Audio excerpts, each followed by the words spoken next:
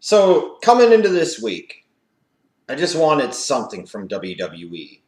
This was the last Raw before WrestleMania, the last attempt, the last effort to do something positive, to give us some momentum and some potential excitement heading into this weekend show.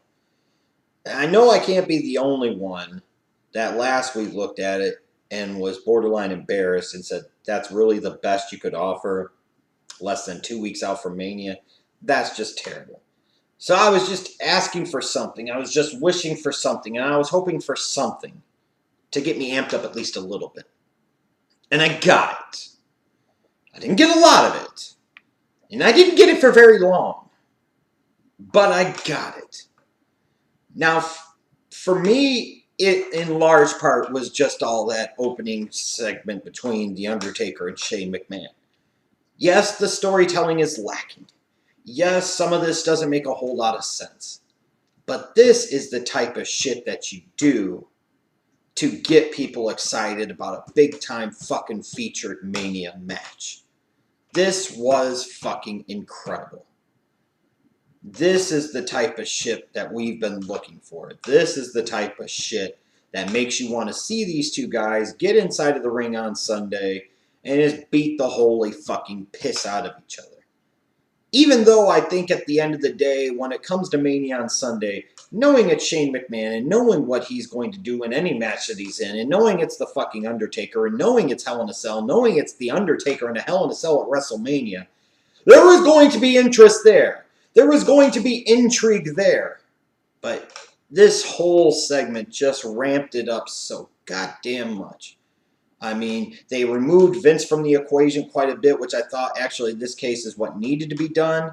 And, ending it the way that they ended it and how they did all of this was just a magnificent, fantastic way to kick off the night.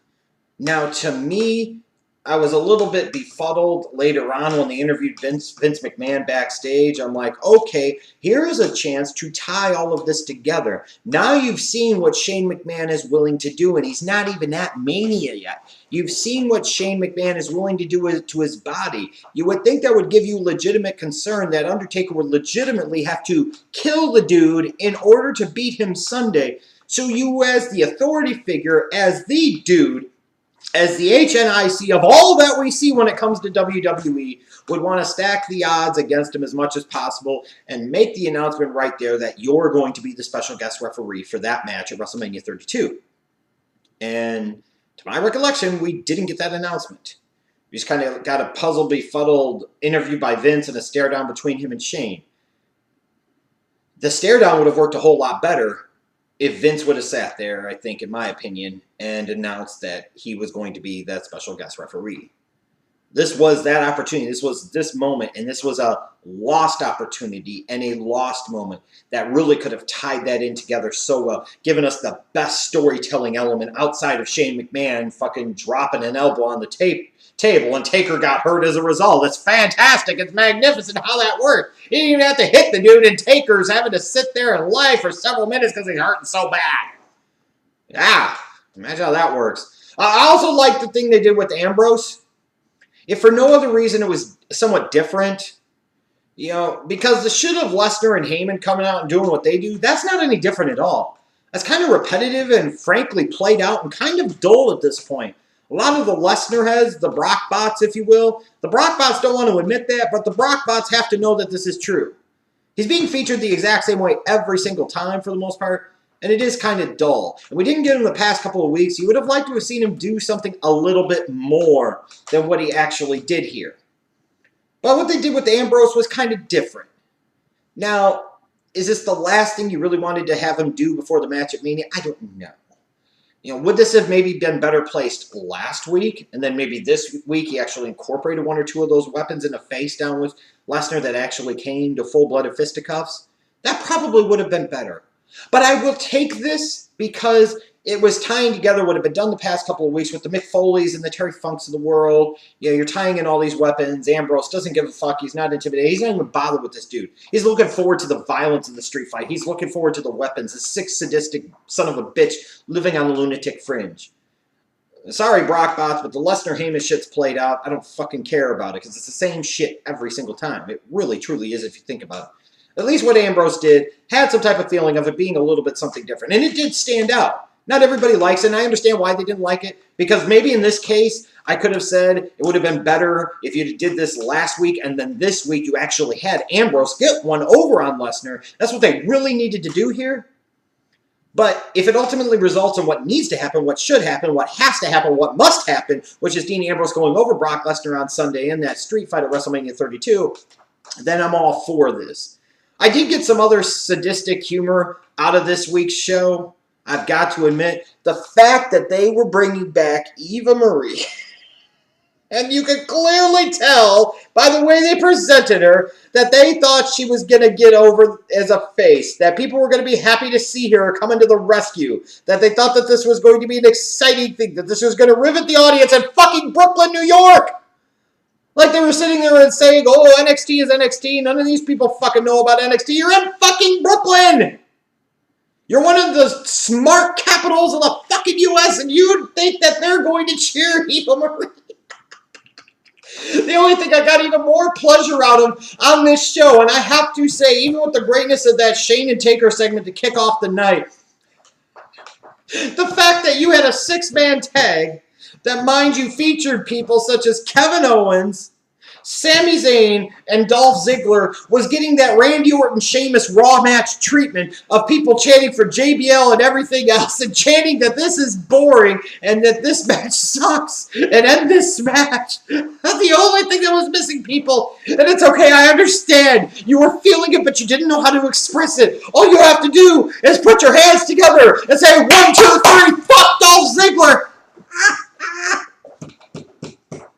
Fucking Dolph Ziggler match is getting booed out of the goddamn building. That's fucking incredible. That is awesome. I absolutely love it. And I also love the news of Snoop Dogg going into the WWE Hall of Fame. And all we need is that one moment. You've got that Divas Triple Threat match. You've got Ric Flair there. You know he's going to be there. Snoop Dogg. He's going into the Hall of Fame. You know he's going to be there. Ric Flair's there with his family. Snoop's family is wrestling in that match. So that means that there's a logical reason to tie in Ric Flair and Snoop in the same match. Now that, ladies and gentlemen, is a WrestleMania moment. You can have your Sasha Banks victory, and I'd be excited to see that too, yes. And I think that Divas match, that triple threat, could be really something. And that could be a great opportunity for these 3 young ladies that deserve this spotlight at WrestleMania 32. But at the end of the day, I do not give a fuck. All I'm asking for is one backstage segment, one face-off, one moment in time. Snoop, Rick, it's got to happen. These stars have fucking aligned. We're not getting Taker Sting this year. We're not getting Cena Taker this year. We're not getting The Rock versus Triple H this year at Mania. We're not getting a lot. We're not getting Stephanie and Ronda Rousey. We're not getting that. But we can have a WrestleMania moment with Ric Flair and fucking Snoop Dogg. Who in the hell wouldn't want that? Communist and fascist pigs, that's fucking who. Incredible stuff. The thought of it, the possibilities of it. Now, with that said, a couple of things. Number one, is it true that this New Day League of Nations match isn't for the title at WrestleMania? I apologize if I said it was for the title before. Apparently it's not. That's just bootios. It is. I gotta say it was funny to see Coach. And it's good that they're getting this ESPN treatment. You know, for WrestleMania, that's pretty cool for them. That's giving them a lot of mainstream exposure and attention. And the company's doing a good job of getting that. You know, this partnership they have with ESPN can be productive for them potentially. And that's a good thing. It was cool to see the Coach. You know, cool to see him talking about bootios, I guess. But why the fuck is this match not for the title? And another question. With the New Day inducting the Fabulous Freebirds in the WWE Hall of Fame, this is like the ultimate F you, fuck you rib to Michael P.S. Hayes. It has to be. It must be. Because you know he ain't fucking down with that.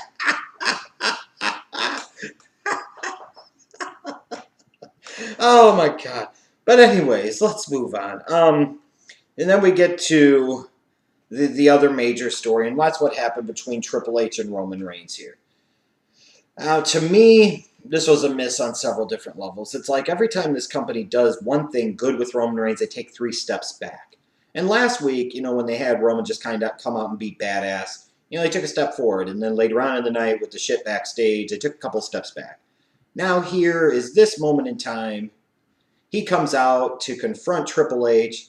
It's kind of like a step forward, but not really.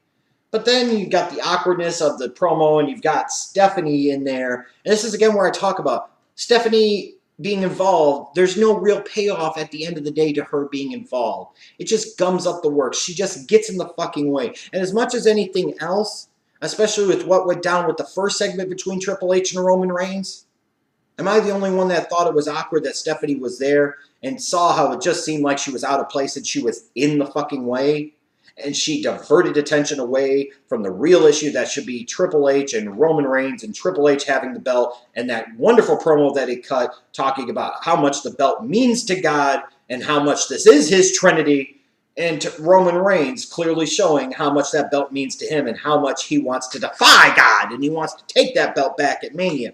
That should be the emphasis. That should be the focus. At this point in time, Stephanie should be a bit player, if not even completely out of the picture. And instead, they're shoehorning her in as a major part of this, and it was just really awkward. But even then, you have Roman looking kind of badass, and you've got him looking like a tough son of a bitch. But then you do the backstage interview with him later on.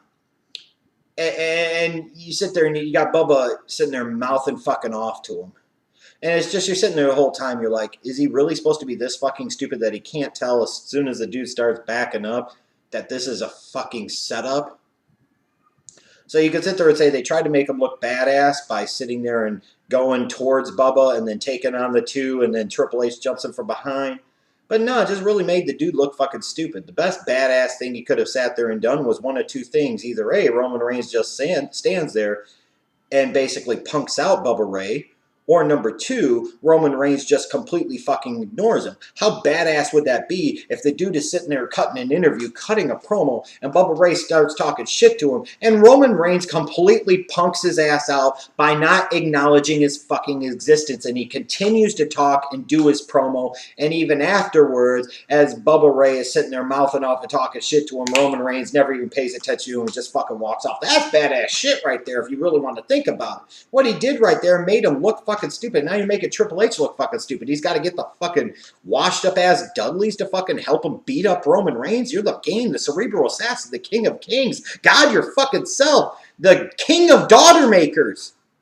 And you got to get help to beat up Roman with your Pearl Harbor job? Please. The single biggest thing that this match missed though, or this night missed though, was one thing. And I know that other people have to notice this, and other people had to realize this. It's the way this show ended, that main event segment. That was so bad and so god-awful in so many ways. How do you take a big brawl for all and make it suck? That's exactly what they did here with Triple H and Roman Reigns. They took a big brawl for all, and it completely fucking sucked. You know what this night needed? You know what this show needed? You know what this main event segment needed? It needed a 6-man tag. It needed The Undertaker, Triple H, and Brock Lesnar versus Shane McMahon, Roman Reigns, and Dean Ambrose. We needed that 6-man tag match to close out this night. Now, some of you will say, well, did you really want him to touch? At this point in fucking time, who cares? You take those 6 men, put them in a main event tag on the Raw before Mania. You don't have them do a lot, mind you. And you would probably mostly utilize, let's say here, Triple H and Ambrose or Reigns for the in-ring action because you want to save some of the other guys.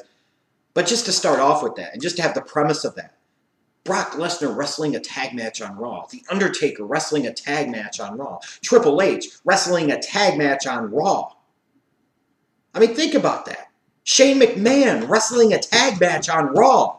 This is not the type of shit that you see every day. You want to talk about something feeling big and something being huge. Now you could sit there, have these 6 dudes fucking have a tag match. You don't even need to have it go more than a couple of minutes. Get the scare downs that you need to get in, get the little bit of a tease of an action, and then it's just a fucking brawl for all, and then you fucking bring everybody out, make it all types of pandemonium and chaos. And yes, it's cool you've got Roman flying over the top. That is cool no matter what anybody wants to fucking say.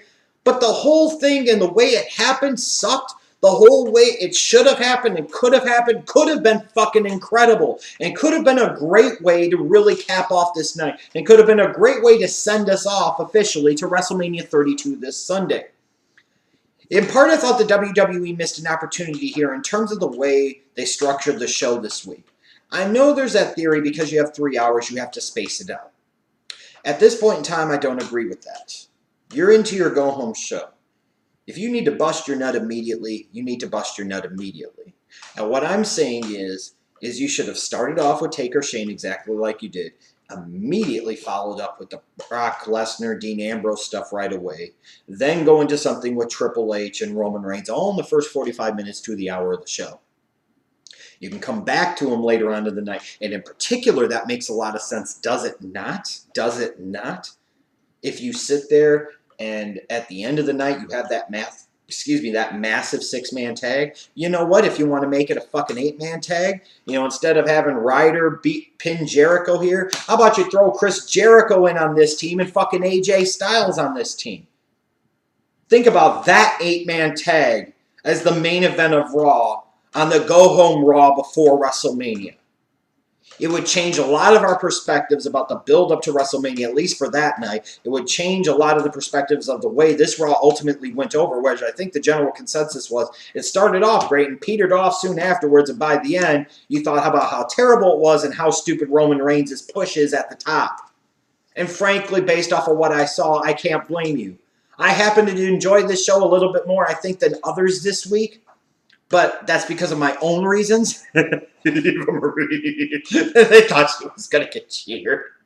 Dolph Ziggler, Sami Zayn, and Kevin Owens in a match. It's getting booed out of the fucking building and shitted and pooned on. Snoop Dogg going into the Hall of Fame. Hallelujah! Light up that fatty, bitches.